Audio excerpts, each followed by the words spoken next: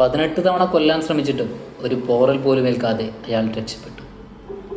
അമേരിക്കയും ഫ്രാൻസും തുടങ്ങിയ വൻകിട ശക്തികൾ എന്തിനാണ് അദ്ദേഹത്തെ ഭയപ്പെടുന്നത്?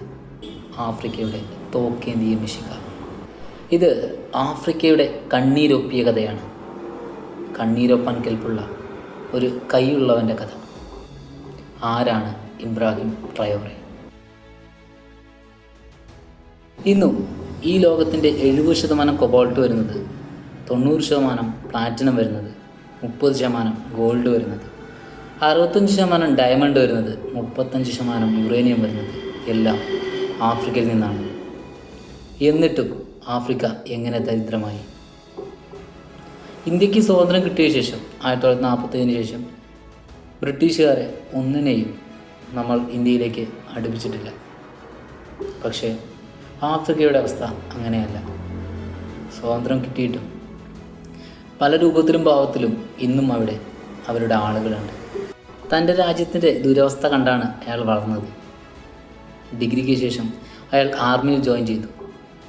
പിന്നീട് 2022 വ്യക്തമായ പ്ലാനോടെ അയാൾ ഭരണം അട്ടിമറിച്ചു. ഇന്ന് അദ്ദേഹത്തിന് 37 വയസ്സ്.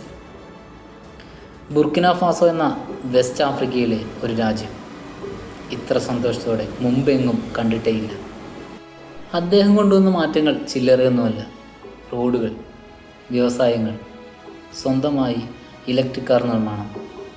ബ്രിക്സിലേക്ക് ട്രയോറെ കൂടി വന്നു ചേരുമ്പോൾ അത് കോളനി വാഴ്ചയുടെ കാലം കഴിഞ്ഞു എന്നതിൻ്റെ ഉത്തമ ഉദാഹരണമായിരിക്കും.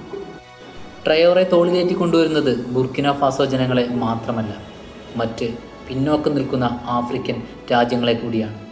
ആഫ്രിക്കയിലെ ജനങ്ങൾ പട്ടിണി കിടന്ന് മരിക്കാതിരിക്കണമെങ്കിൽ അദ്ദേഹത്തിന് പോരാടിയേ പറ്റൂ.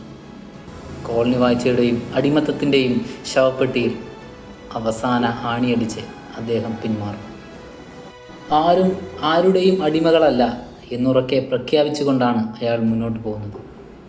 ഗാന്ധിക്കും ചെഗുവേരയ്ക്കും ഭഗത് സിംഗിനും ശേഷം ഒരാൾ വന്നിരിക്കുന്നു, ഇബ്രാഹിം ട്രയോറെ.